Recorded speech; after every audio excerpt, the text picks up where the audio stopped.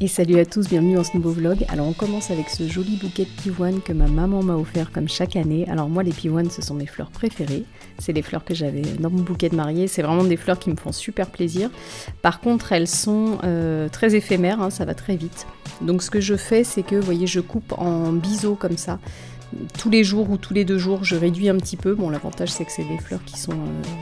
très haute, les tiges sont longues donc j'ai le temps de le refaire, mais voilà, maximum tous les 2 jours, je recoupe comme ça, j'enlève les feuilles qui touchent l'eau pour éviter que ça pourrisse et que, voilà, que ça fasse faner plus vite. Vous voyez là je me suis rendu compte que cette feuille là elle est touchée, donc je l'enlève. Et puis je crois que je vous l'avais déjà dit dans un vlog l'année dernière, mais je les mets dehors la nuit en fait pour qu'elles restent au frais et ça permet que ça dure un petit peu plus longtemps.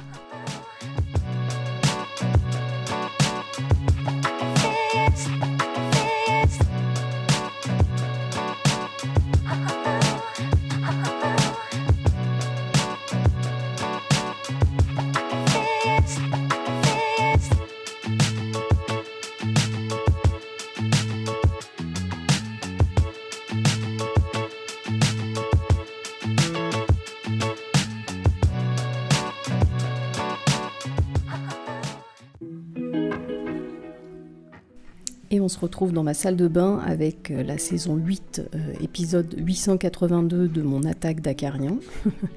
Donc c'est toujours les mêmes plantes, celles de ma cuisine, celles qui sont sur tapis chauffant. Alors je me demande d'ailleurs si le tapis chauffant ne joue pas, parce que c'est vraiment le seul endroit de la maison où j'ai un tapis chauffant et où j'ai des acariens. Donc peut-être que ça sèche trop, peut-être que je sais pas. Voilà, bon en tout cas, voilà, j'ai à nouveau des acariens. Donc je teste un nouveau traitement, je m'y prends un peu autrement, je teste ça et puis je reviendrai vers vous si ça fonctionne. On va croiser les doigts.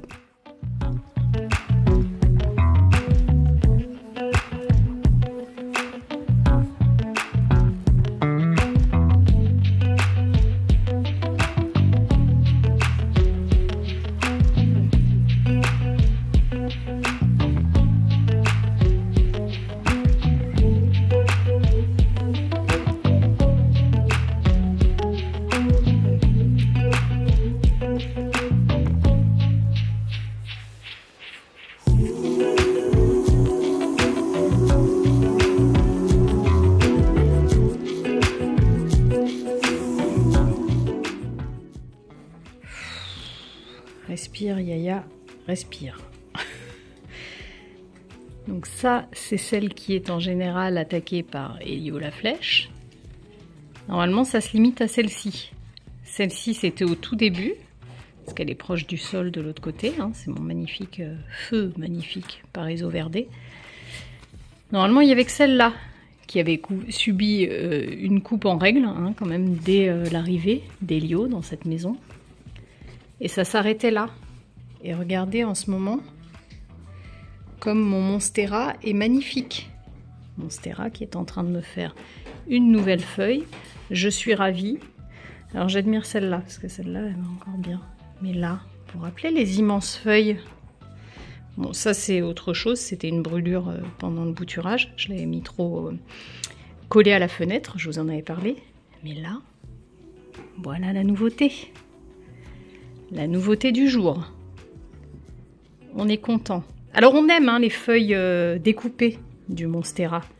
Voilà, on aime le graphisme. Eh bien, Elio, le perfectionniste, a un petit peu revisité la chose, voyez-vous. Voilà, on est content. Allez, respire Yaya. Respire. Et coucou, j'espère que vous allez bien. Alors moi, ça faisait un petit moment que je m'étais pas posée comme ça devant la caméra pour vous parler. Vous en êtes pas rendu compte forcément sur la chaîne, puisque, alors à part la semaine dernière où j'ai vraiment fait une pause, j'avais pas envie, j'ai pas fait de vidéo. Les semaines d'avant, les vidéos que vous avez vues, c'est des vidéos que j'avais pré-filmées avant l'arrivée des chiots. Et que j'ai monté au tout début où ils étaient là, mais voilà, j'ai vraiment voulu faire une coupure pour profiter d'eux. Je me suis dit, bon déjà parce que je savais que ça allait être du travail et je ne m'ennuie pas, je me plains pas du tout, hein, mais je m'ennuie pas, et puis parce que voilà, je voulais vraiment profiter d'eux, je savais que ça allait passer vite, enfin on y est toujours, mais que ça va passer vite ce stade de chiot, et puis j'avais envie d'avoir un vrai moment avec eux pour, voilà, pour me concentrer sur eux et que eux... Voilà ce qui se passe pendant que j'essaye de vous filmer une vidéo. Et comme ça, vous voyez bien la différence de gabarit.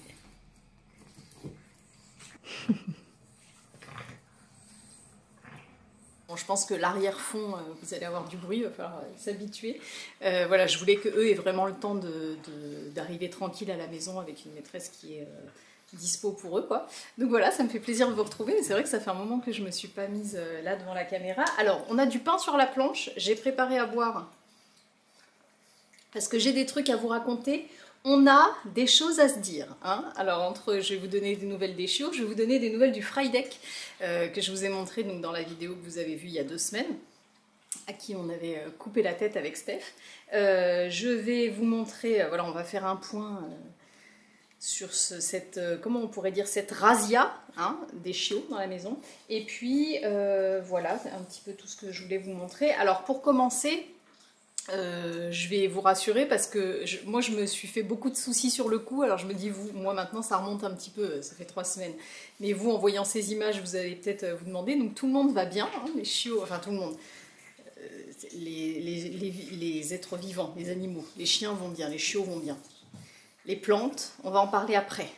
C'est-à-dire que ces chiens m'apprennent le lâcher prise, vous voyez, ils m'apprennent à relativiser, voilà, parce que, bon, je le savais. Déjà, d'une part, je ne vais pas me plaindre, c'est trop de bonheur. D'autre part, évidemment, qu'en prenant 2 chiens, je savais qu'il y avait une espèce de sélection naturelle qui allait se faire. Bon, pas à ce point-là, mais voilà, donc tout ça pour dire, les chiots vont bien. Moi, j'ai eu très peur quand j'ai découvert cette scène de crime. Voilà. J'ai eu très peur pour leur santé. Donc j'ai tout de suite appelé un vétérinaire qui m'a rassurée, d'ailleurs trop vite pour moi, en me disant que c'était pas grave. Je lui ai dit non mais attendez, comment ça c'est pas grave, il faut bien que je vous donne le nom des plantes, etc. Ce sont des plantes tropicales, non mais c'est... Donc je leur ai donné le nom de chaque plante, chaque famille de plantes, etc. Je les ai rappelés parce que voilà, ils me disaient qu'il n'y avait pas de souci et que moi dans mon livre, dans ce livre-là, je vous en ai déjà parlé, je pense, je le trouve super. Quand je lisais Anthurium, Philodendron, je lisais très toxique pour les animaux sur toutes les parties de la plante. Là, autant vous dire que toutes les parties de la plante ont été croquées, mâchées, et je ne savais pas si elles avaient été ingérées. C'est ce qui me faisait très peur, c'est-à-dire que c'était un tel carnage que de toute manière c'était impossible de dire s'il y avait des parties de la plante qui avaient été ingérées. Moi j'en étais quasiment sûre. Et enfin bon bref voilà, évidemment j'avais peur de les perdre. Bon voilà, on sort d'un épisode difficile qui fait que je dois certainement pas être objective, mais voilà. Donc tout va bien. La seule chose que le vétérinaire m'a donné, c'est un pansement gastrique. Il m'a dit en fait que quand en fait, que les chiens sont pas si sensibles que ça avec les plantes, même les plantes tropicales dites, je suis en train de regarder les racines de mon monstera là qui est racine aérienne, que ça allait pas être quelque chose de grave, donc ils leur ont juste donné un pansement gastrique et puis il y a rien, ils n'ont eu aucun trouble digestif. Voilà, les plantes s'en rappellent encore pour celles qui sont encore là, mais alors eux, tranquille, ils ont fait ça bien. Voilà, donc a priori ils n'ont rien mangé. Voilà pour ce qui est des chiots. Sinon, pour vous donner des nouvelles de manière générale, bon moi je vais trop bien. Eux ça va aussi. Elio, Oreo, Elio la flèche en premier comme toujours, je vais vous les montrer.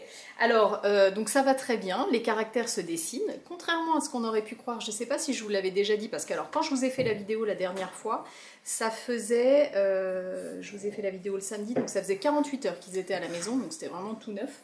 Je ne sais pas si je m'étais déjà rendu compte de ça. Donc il y a Elio, la petite crevette, hein, tout petit, bringé, et il y a Oreo, le pouf pouf, comme l'appelait ma fille. Clairement, Elio est le dominant de ce duo. Mais vraiment, c'est rigolo, hein, parce que du haut de son petit... Il faisait 3,4 kg quand on l'a eu, hein, une petite crevette, par rapport à son frère qui faisait déjà plus de 5 kg. C'est clairement le dominant. Alors là, on a Oreo. Qu'est-ce qu'il mange, Oreo ? Il est en train de... Alors, attendez. Alors, ce n'est pas sa mère ni son père, c'est bien Oreo. Voilà. 6,6 kg. On dira pas de muscles. Regardez-moi ça. C'est une grosse bébête. Alors, on est quand même sur des chiens qui sont censés être quand même relativement fins. Et voilà Oreo. Qui est-ce qui mange bien à la cantine? Est-ce que tu manges bien à la cantine? Oui. Puis alors, lui, il sent... Alors, il y a des gens qui disent que les chiots sentent pas bon, mais alors moi... Moi, je me drogue à leur odeur. Donc, Oreo, le plus sage. Regardez bien, messieurs, dames, c'est par là la caméra. Regarde le point rouge. Le plus sage, le plus calme, le plus docile, celui qui écoute le mieux et celui qui mange le plus. Oreo, il mange, il aime bien manger. Ah, tu aimes manger, toi? Oui. Voilà. Donc, Oreo, Elio. Attendez, parce qu'il est en train de me manger. Ils ont dépioté une peluche. Voilà. On ne touche pas la caméra.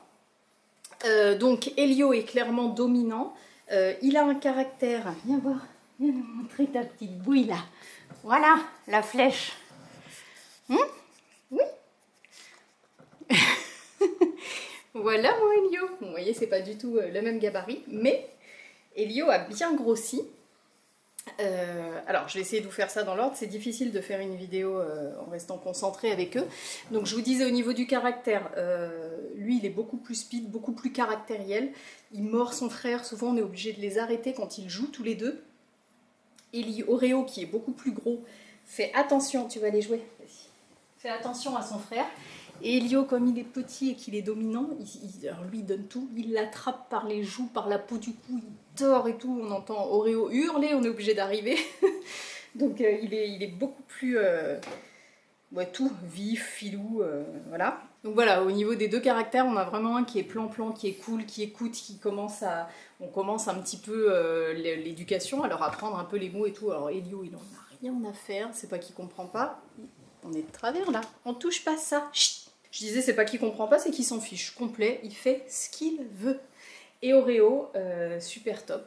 Alors, par exemple, pour vous donner l'exemple de la nourriture, donc la nourriture, ça a été tout un sujet, puisque quand on les a eus, donc nous, on pensait vraiment que Oreo était le dominant, qu'il mangeait les gamelles d'Elio, que c'est pour ça qu'Elio grossissait pas, etc. En fait, ça a été plus compliqué que ça. Moi, en les observant, je me suis aperçue que...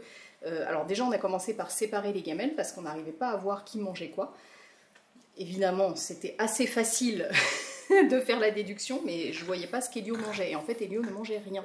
C'est-à-dire que quand Oreo arrivait sur la gamelle et s'enfilait la gamelle entière des deux chiots, donc ils étaient aux croquettes quand on les a eus, Elio prenait une croquette, partait dans le panier et il la mâchait longtemps. Et en fait, je me suis vite aperçue que ce chiot avait été, je pense, passé trop tôt aux croquettes. Il n'arrivait pas à les croquer, donc j'ai commencé par lui détremper les croquettes. Et ça a été un petit peu mieux, il mangeait un peu plus. Attends, sortez de là! Ils sont en train de jouer au milieu du trépied. Là. Si vous valsez, on saura pourquoi. Donc il a mangé un petit peu plus comme ça. Et nous, en fait, on a rapidement pris la décision de passer à la nourriture ménagère. J'ai essayé de chercher des croquettes qui étaient bien composées. Bon, voilà, après, chacun... Donc pour la nourriture, voilà, nous, on est passé en nourriture ménagère. Je disais, chacun fait comme il veut, mais nous, on pense que c'est mieux. De toute manière, nous, on consomme très peu voire pas d'aliments transformés, ou encore moins ultra transformés. Donc forcément, les croquettes, ça ne nous parlait pas trop. Alors au début, j'avais dit que je le ferais pas la première année, parce que je voulais pas me louper sur les vitamines et tout ça. Et en fait, voilà, entre Elio qui mangeait pas, le prix des croquettes, que je trouve délirant, c'est quasiment le même prix que de faire à manger nous-mêmes. Et puis, ben voilà, quand j'ai cherché un peu à comprendre, voir les compositions, bon, bref. Donc on est passé à la nourriture ménagère. J'ai beaucoup de questions à ce sujet. Donc je vais vous dire de quoi leurs gamelles sont composées, mais ça sert à rien que je vous donne le grammage, les quantités. D'une part parce que c'est calculé pour chaque chien, d'autre part parce que c'est évolutif. Là, on a des quantités tous les mois jusqu'à leur 1 an, et par exemple, à 1 an, ils mangeront moins qu'à 6 mois. Vous voyez, donc, bon, voilà, c'est en fonction des animaux, mais en gros, il y a des céréales. Alors ça, je sais que c'est tout un truc. Moi, ça me choque pas du tout de donner des céréales aux animaux. Tous mes chiens ont eu des rations ménagères et ont mangé du riz, et j'ai jamais eu de chien qui avait des problèmes de santé. Donc des céréales, ici c'est du riz qu'il faut faire très cuit. Des légumes, carottes ou haricots, donc nous on fait des carottes, et du poulet, qui est juste poché. Et ensuite vient s'ajouter de l'huile. Donc ici c'est un mélange à 75% de colza, huile de colza et 25% d'huile de saumon. Et des vitamines. Donc nous il nous a conseillé les vitamines Vit E5. Sortez de là, sortez. Ça va pas être simple. ces prochaines années sur YouTube. Voilà, alors ça se passe très bien. Donc, comme vous avez pu le voir, Elio a explosé niveau poids. C'est-à-dire que quand on l'a eu, la première semaine il a stagné, la semaine d'après il a pris 100 grammes et la semaine d'encore après il a perdu 100 grammes. Catastrophe, alors que Oreo continuait à monter. Et là, Elio a pris, alors je sais pas depuis combien de temps on l'avait pas pesé, mais il a pris 1,5 kg. Donc c'est vraiment une victoire, c'est génial. Je suis trop contente et puis je le vois même à... Je trouvais qu'il avait les yeux, enfin bon, je le trouve beaucoup mieux.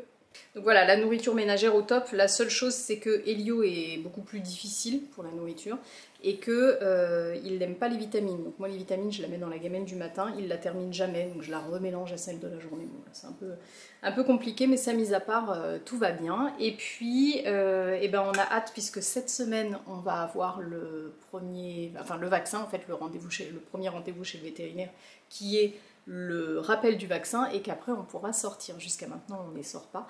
Ils sont sortis 2 fois, mais vraiment quelques minutes, hyper encadrés, parce que voilà, on nous avait expliqué que qu'il fallait faire très attention. Enfin, on a eu 2 vétérinaires qui nous ont tenu des discours complètement différents. Un qui nous a dit non mais faut y aller, c'est pas grave, et l'autre qui nous a dit de faire extrêmement attention. Donc bon, nous on a choisi de ne pas prendre de risques, on les a sortis que 2 fois, hyper courts et hyper surveillés.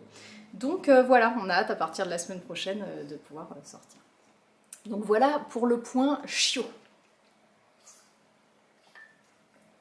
Ensuite, passons au point plante.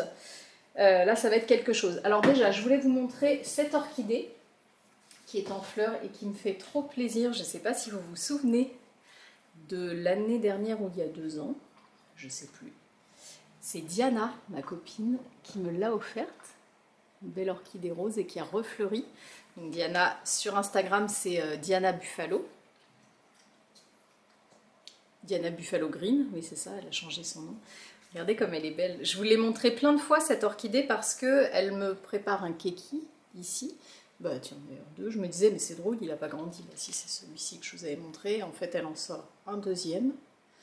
Parce qu'elle a 3 hampes. Enfin bon, je vous l'avais déjà montré plusieurs fois. Et donc là, elle a ressorti, vous voyez, une hampe ici. Donc sur l'ancienne hampe que j'avais coupée juste voilà, un petit peu parce qu'elle continuait pas à jaunir, donc on était bon, et voilà, elle a ressorti là. Elle en avait sorti une deuxième, mais je pense que ça a avorté. Enfin, vous voyez, ça c'était, non, je sais pas si vous voyez, là. Ça c'était, je trouve pas mes mots, divisé, c'est pas ce que je veux dire, mais voilà. Et en fait, je pense que ça a avorté. Là. Donc voilà. Ma belle floraison, je suis trop contente. Donc je vous le redis, hein, ici je vous le dis X fois par an, mais ne jetez pas vos orchidées quand il vous reste cette partie-là. Il ne faut pas jeter, mais il ne faut pas non plus arrêter d'arroser. Parce que les orchidées, ça refleurit. Moi, je vous le redis, j'ai des orchidées depuis 10 ans. Et c'est vraiment un chouette cadeau à faire, parce que vous voyez, ça c'est ma copine qui me l'a offert. Et forcément, bah, cette année, quand elle refleurit, je repense à elle. Et voilà, c'est un super cadeau, mais il faut s'en occuper toute l'année. Donc voilà, ça c'était pour l'orchidée. Ensuite, est-ce que je vous montre le fry deck tout de suite? Parce que je sais que tout le monde se demande ce qu'il en est de ce fry deck. Alors, ah ben j'ai pas pris l'autre partie. Je vais y aller après. Alors, le fry deck, eh ben écoutez, on est pas mal. Alors, je sais pas combien il avait de feuilles restantes au moment où on le coupe avec Steph. Évidemment, il en perd plus de la moitié, il restait pas grand-chose. Et là... Regardez, alors attendez, j'ai toujours la bonne idée d'arroser les plantes avant de vous les filmer. Bon, c'est pas très grave, c'est que de l'eau, mais... Hop. Ah oui, ça mouille, c'est pas le bon endroit ici. Et bien, regardez un peu les racines. Alors, ça fait un moment hein, quand même, parce que cette vidéo-là, on l'a tournée juste la semaine avant que je parte en Italie, et c'était la dernière semaine de février. Donc, vous voyez, ça fait... 1 mois et demi, parce qu'on est début avril. Donc voilà, en 1 mois et demi, ce que ça donne. Il y a même des bulbilles déjà. Je sais pas si vous voyez, j'ai offert tous les autres, je vais pouvoir encore faire des heureux dans mon entourage. Voilà, donc ça a bien repris, et ça, c'est les 2 dernières feuilles qui sont sorties depuis que je l'ai coupée, quoi. Donc ça, c'était la première, et celle-ci, c'est la deuxième. J'ai l'impression que je suis venue à bout des acariens. Je ne sais pas si vous verrez. Eh non, je suis à contre-jour, mais pas vous. Il y a plein de petits trous, voilà, des petites piqûres là. Ça, c'est les acariens. J'en ai pas sur les nouvelles, j'en vois plus. Comme je vous disais plus tôt dans la vidéo, je suis en train de tester une nouvelle technique. Donc je vous ferai un retour. Ça m'a l'air pas mal. On croise les doigts, on se porte pas malheur, mais ça m'a l'air pas mal. Donc voilà, pour le Fry Deck. Je suis contente parce que vraiment, j'avais trop peur de le perdre. Et je vais vous montrer la base. Je suis escortée là pour vous, pour mes déplacements. Autant vous dire que j'ai aussi très hâte des sorties pour baisser ma charge de travail, parce qu'on va pouvoir commencer un petit peu à travailler sur la propreté, hein, parce que pour l'instant ils sont dans la maison, donc vous imaginez bien que tout se passe dans la maison et que comment dire, le chemin est semé d'embûches. Vous voyez, il faut faire très attention où on marche dans cette maison. Voilà. Bon, donc voilà la base du Fry Deck. Donc pour l'instant, alors, est-ce que c'est une mauvaise nouvelle? Non. Pour l'instant, ça ne reprend pas, mais, alors, niveau racine, c'est pas top non plus, mais bon, très clairement, la grosse erreur qu'on fait avec Steph dans cette vidéo, c'est qu'on le dépote pour finalement le couper. Il aurait mieux fallu réfléchir, mais bon, vous avez bien vu sur le déroulé de la vidéo, c'est parce qu'on a changé d'idée, mais je pense que si on l'avait juste coupé, il serait déjà reparti. Or là, on l'a dépoté, on lui a sorti les racines, on l'a remis, on l'a coupé, bon, c'était un peu beaucoup. Donc c'est pas une mauvaise nouvelle parce qu'il est toujours bien dur, il n'y a pas de problème. Je pense qu'il est en train de se réinstaller et ensuite ça ressortira, donc je vous documenterai ça. Mais pour l'instant, pas de nouvelles au niveau de la base de ce Fry Deck. Et puis ensuite, eh ben, si on passait au carnage, hein, si je vous montrais un peu où on en est. Alors je vais déjà vous montrer les plantes que j'ai autour de moi et puis on va finir par un point de la serre. Hein. Alors, ça c'est mon... Comment ça s'appelle? Monstera Cobra variegata? C'est pas Cobra, c'est quoi encore? Ah bah j'ai plus le nom, vous allez l'avoir là, vous allez vous dire ah mais Yaya, moi je l'ai. Donc voilà ce qu'il en reste. Qu'est-ce qu'on peut dire là-dessus, hein? On va pas commenter, puis on va vous dire. Voilà. Alors, voyons plutôt les bonnes nouvelles. Donc, niveau racine, il ne reste rien. Mais regardez, une feuille sort. Bon, je pense que j'ai quand même un petit peu de chance que ça soit arrivé au printemps. Parce qu'à mon avis, là, en hiver, c'était compliqué. Alors, cette plante, elle allait déjà pas super bien. Je pense qu'elle était dans un pot trop... En fait, je pense qu'elle a perdu des racines en hiver et que j'aurais dû réduire le pot. Donc, par chance... Je l'avais bouturé, juste, mais quelques jours avant. Donc, je l'ai mise en eau histoire d'avoir une petite racine. Et maintenant que c'est fait, je vais rapidement la passer en substrat. Pour pas qu'elle voilà, qu'elle s'habitue trop à l'eau. Et en plus, j'ai réussi à récupérer une variegation. Parce qu'en fait, c'est pour ça que je l'avais coupée.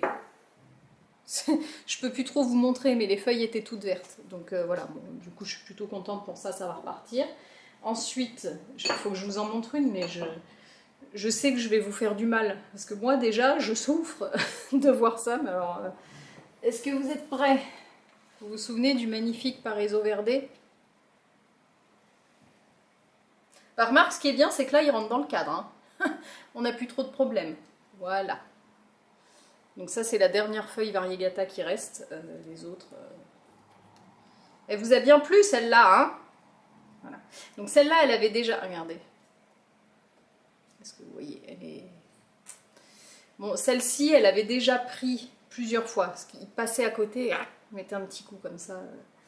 Donc elle avait déjà des petits morceaux. Puis alors là, le jour où le parc s'est ouvert... Alors là, voilà. Bah oui, d'ailleurs, je vous ai même pas expliqué ce qui s'est passé. En fait, évidemment, les chiens étaient dans le parc, comme toujours quand je pars. Sauf qu'en fait, la porte du parc, c'est juste un petit verrou, mais ça se voit pas vraiment. Enfin, tout est noir sur noir. Bon. Et en fait, ce jour-là, j'ouvre la porte pour les faire sortir. Et puis, en fait, la porte se referme comme souvent. Et pour les remettre dedans, en fait, je les porte. Je les fais pas passer par la porte. Et la porte est bien fermée. Donc moi, je vois pas qu'il n'y a pas les verrous. Je pars. Et eux, ils ont dû se dire, regarde, il y a juste à pousser et ça s'ouvre. Alors là, ça a été... Voilà, donc voilà, donc ça c'était la dernière feuille que je vous avais montré qui n'est pas variegata. Vous vous souvenez quand je vous disais c'est pas grave, au pire je couperai la tête, il me restera les belles feuilles. Voilà, on est content. On est très content. Donc bon bah voilà, il y a une nouvelle feuille qui arrive, elle est là. Je vois d'avance qu'elle n'est pas variegata. Enfin variegata, qu'elle n'est pas Morito. Oh, il y en a une encore qui est intacte. Screenée. Screenée les gars. Bon, elle est toujours là, on est bon. Et puis, eh ben, je crois que c'est tout dans les plantes autour là qui avaient pris. Ouais, c'est ça. En fait, j'ai eu peur pour mon verrucosum. Au moment où ma mère m'appelle, parce que ma mère est arrivée chez moi avant moi, en me disant oh, vite, rentre, il y a une catastrophe. Je me suis dit punaise. Je voyais tout de suite les plantes qui étaient au sol, donc le verrucosum et tout. Ça, non, c'est vraiment la serre hein, qui a pris. Donc voilà, le reste, ça va. Et donc, ben, on va faire un point tout de suite sur la serre. Alors, on arrive à la partie désagréable de cette vidéo. N'est-ce pas? Qui est-ce qui a fait ça? Alors, première chose, vous avez été nombreux à me dire sur Instagram oh, mais t'es folle, tu la remets. Ben, j'ai pas tellement le choix. Déjà, d'une part, je suis quand même un peu coincée puisque la prise est là et que l'idée c'est quand même que ce soit devant la fenêtre. D'autre part, comme je vous l'avais dit au début, je veux pas. En fait, je préfère risquer quelques plantes et qu'ils s'habituent à l'environnement plutôt que d'enlever tout et de recommencer quand je vais remettre les plantes petit à petit. Donc oui, j'ai remis à leur place et ils n'y ont pas retouché. Bon après, le parc évidemment ne s'est pas rouvert hein, parce que maintenant j'ai développé un genre de toc. Je vérifie 57 fois l'ouverture du parc avant. D'ailleurs, est-ce que je les enfermerai pas le temps de faire cette vidéo? Non, parce que là, ça me paraît quand même un petit peu compliqué. Mais en tout cas, tout le temps que je suis à la maison, maintenant, ils sont tout le temps hors du parc et personne n'y touche plus du tout. Donc, je pense que le message a été assez clair. Bon, je vais aller les... je vais aller les enfermer le temps de faire cette vidéo et je reviens. Ok, on est bon. Alors... Voilà, donc c'est quand même pas si catastrophique que ça, non, parce que je vous avoue que sur le coup, j'étais pas loin d'en pleurer quand même. Au début d'inquiétude pour les chiots et ensuite de déception. Surtout que dedans il y a des cadeaux. Je vous rappelle que j'avais reçu par Chloé de la boutique Cœur Anima des anthuriums magnifiques. Et il y avait le côté aussi sentimental qui m'embêtait beaucoup. Et puis j'avais acheté des graines d'anthurium dont j'ai même pas eu le temps de vous parler. Je sais pas. Alors là, le gros problème, c'est que je ne pourrai plus vous dire qui est quoi. Donc je suis très contente parce que c'est pas aussi catastrophique que ce que j'aurais cru. Maintenant, le gros problème, c'est que là, tout ce que j'ai, à part ces trois-là, les autres, je ne sais pas ce que c'est. J'ai remis en fait ce que j'ai trouvé, des bouts de... Des fois c'était juste une graine qui restait, des fois avec... Et j'ai remis des étiquettes que j'avais trouvées, mais je les ai mises au hasard. Donc je ne sais pas du tout qui est qui. Alors donc ça, ben voilà, non, vraiment je ne sais pas du tout qui c'est. Donc celui-ci s'en est sorti. Là il y a un tout petit quelque chose qui s'accroche, vous voyez, qui a ressorti, pardon, une nouvelle feuille ici. Donc ça a l'air d'aller. Ça devait être une graine et ça peut-être une petite plantule. Je sais plus. Bon, j'espère qu'en poussant, quand ça va pousser, on se rendra compte de ce que c'est. Mais le problème, c'est qu'en plus, les anthuriums, il y a tellement de croisements et tout ça que... Bon, bref, c'est quand même chouette. Ici, eh ben, je ne sais pas du tout ce que c'est, mais ça a repris. Là, il n'y avait plus de feuilles du tout. Et vous voyez, ça a repris. Donc ça, c'est vraiment super, une super nouvelle. Mes fruits du dragon qui reprennent, et ça vraiment je crois que c'est ce qui me faisait le plus mal au cœur. Ma fille en a pleuré. Regardez ici, j'ai un début de, vous voyez, d'épiphyllum quoi. Donc le problème c'est que ça devrait, vous voyez, en fait cette partie là, c'est ce qui devrait être à ras de la terre. En fait la terre devrait être ici. Donc il va falloir que je réagisse, mais bon là je vous avoue que à part un que j'ai essayé de replanter qui est mort, j'ai pas voulu les traumatiser plus, donc j'attends encore un petit peu. Ensuite, ici, regardez cette belle forme là de cœur en pointe, et ben on ne sait pas ce que c'est, voilà, mais c'est pareil, on en a un qui a survécu, qui n'avait plus que cette feuille là, oh là là pardon, en fait je regarde en même temps et je regarde pas ce que je filme, qui n'avait plus que cette feuille là. Donc vous voyez, ça c'est une nouvelle feuille. Vraiment j'ai bien fait hein, de les replanter directement en sphaigne. Les racines avaient été mangées, enfin bon, tout était catastrophique. Bon, ça c'est mon bout de Burle Marx variegata qui n'est plus variegata. Je crois que je vais laisser tomber ça aussi. Ça, alors ça, tout va bien. C'est le seul qui n'a pas été touché. Ils ont été deux à pas avoir été touchés. C'est celui-ci et celui-là parce qu'en fait le couvercle s'est rabattu dessus et ils ont été épargnés. Donc ça c'est le Papy X Papy Zone. Donc celui-là, tout va bien. Je crois que c'était déjà un des plus grands. Et celui-ci, qui est le Forgetti X Red Crystal Red, auquel je tiens beaucoup. Donc ça, c'est vraiment top. Tout va bien. Ici, je pense que c'est la graine de BCAE que m'avait offert ma copine Audrey, sans être sûre. Donc bon, vous voyez, elle a pris cher.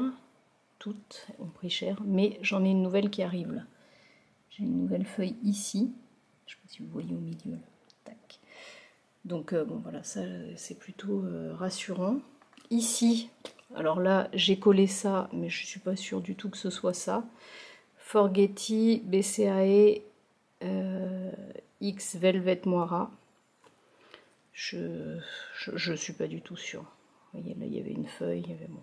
Celui-là pour l'instant j'ai pas de nouvelle feuille. Ah bah si, c'est une nouvelle feuille qui arrive. Là. Vous voyez pas bien. Hein. Bon, bref. Ici, là c'est une nouvelle feuille. Donc ça c'est pas mal. Et ici, c'est celui que j'adore. Ah bah il repart. C'est le Dressleri Indo X Luxuriance. Vous voyez avec ces beaux pectoraux comme dit Chloé. Et regardez là j'ai une feuille qui repart. Donc c'est super. Donc 1, 2, 3. Je pense que j'en ai perdu un de chez Chloé. Et les graines, eh ben, je sais plus ce que j'avais acheté. Bon ça vraiment le BCAE j'y tiens trop. Donc je suis contente qu'il reparte. Et dans les graines, j'en ai perdu aussi. Mais je sais pas. Bon voilà, c'est quand même moins catastrophique que ce que j'aurais cru. Voilà, bon, ça aurait... Alors, c'est quand même malheureux, hein. Là, je vous parle de ça avec 3 semaines de recul, donc ça va, sur le coup, j'avais vraiment les boules. Mais ça m'a quand même fait réaliser une chose, c'est que les anthuriums sont des plantes qui sont quand même très résilientes. Moi, en fait, de manière générale, je trouve quand même que les anthuriums ont une mauvaise image. En tout cas, sur les réseaux, on en parle comme des plantes très compliquées. Moi, c'est toujours ce que j'ai entendu. Je n'osais pas acheter d'anthurium parce que j'entendais que c'était des plantes qui étaient très compliquées, pour lesquelles il fallait beaucoup d'humidité. Déjà, pour moi, c'était simple. Si on n'avait pas de vitrine, on ne pouvait pas avoir d'anthurium. Ça commence comme ça. Et puis, j'avais l'impression que c'était des plantes très compliquées. Donc, j'ai mis quasiment 3 ans à m'y mettre. Aujourd'hui, alors... Je ne dis pas que ça s'applique à tous les anthuriums, je ne dis pas qu'il n'y en ait pas certains qui soient plus difficiles que d'autres, comme dans toutes les plantes, mais je pense qu'on peut, enfin je suis certaine aujourd'hui qu'on peut avoir des anthuriums d'une part quand on n'a pas de vitrine, d'autre part quand on n'a pas de lampe, enfin je veux dire moi j'ai rien, j'ai pas de vitrine, j'ai pas de lampe, j'ai pas tout ça, et ça se passe très bien, j'en ai pas 50, c'est plutôt des classiques. Le clarinervium que j'ai toujours eu, j'ai jamais réussi, celui-là, moi je le trouve compliqué. Ça, mis à part, le cristallinum, le varrocheanum, non, comment il s'appelle? Si, je crois que c'est ça, celui qui est tout en longueur, là, que j'ai acheté à Paris. Ma copine Audrey m'avait offert un hybride entre le Gigi et je sais plus lequel, je vous le montrerai, tiens. En fait, j'avais prévu de vous montrer plein de plantes cette semaine, mais le programme a été un peu... revu par les chiens. Donc celui-ci que j'ai sorti de la serre il y a quelque temps déjà, était complètement à l'arrêt, et puis là ça y est, j'ai une nouvelle feuille qui sort, et en fait effectivement il va bien aussi hors serre et hors vitrine avec l'humidité que j'ai dans la maison. Le silver blush, enfin vous voyez, j'en ai quand même quelques-uns. Le magnifique Plomanie, l'anthurium Plomanie, là, que j'avais rempoté, qui me refait des feuilles. Enfin, je m'aperçois que c'est pas des plantes qui sont si compliquées que ça, je trouve qu'on leur fait quand même une mauvaise image, et ben là j'ai vu aussi leur résilience, parce que je me suis quand même retrouvée avec des plantes qui n'avaient plus du tout de racines, où les racines avaient été mâchonnées. J'en ai même une, alors un que j'ai fini par perdre, ah bah ça doit être celui-là, le 4e de chez Chloé, tiens, voilà. Je savais pas ce que c'est parce qu'il restait plus de feuilles du tout, en fait il restait juste le début du tronc.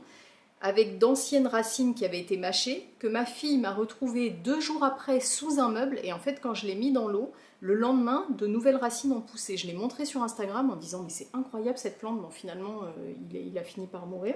Peut-être que si j'avais eu plus d'expérience j'aurais pu le sauver, mais je me suis dit quand même c'est des plantes, enfin faites ça avec ne serait-ce qu'un alocasia, juste vous le faites tomber, vous le déracinez, il y a déjà de grandes chances qu'il ne s'en remette pas, mais qu'il n'y ait plus de racines ou qu'il n'y ait plus du tout de feuilles, là j'en ai quand même qui sont repartis, où il restait juste le tronc, quelques tiges, mais il n'y avait plus de feuilles, toutes les racines avaient été mangées, je les ai remis en sphène, c'est reparti, j'ai des feuilles qui ressortent.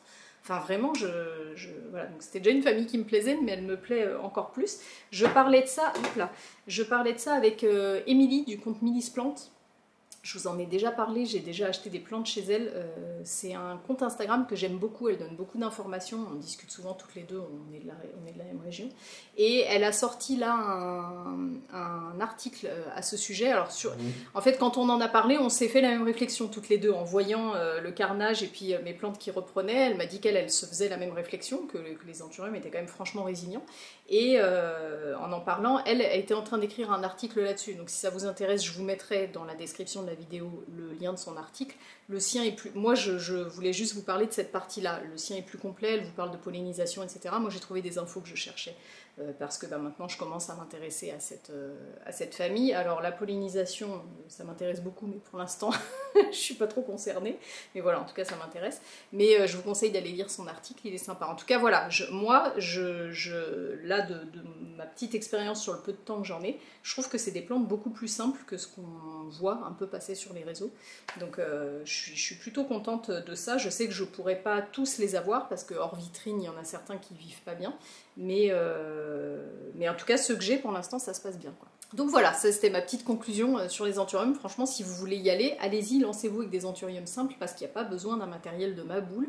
Voilà, je pense qu'il y en a plein qu'on peut avoir comme ça en intérieur plutôt facilement, quoi. Bon, je vous en reparle si je les tue tous, mais pour l'instant, tout se passe bien.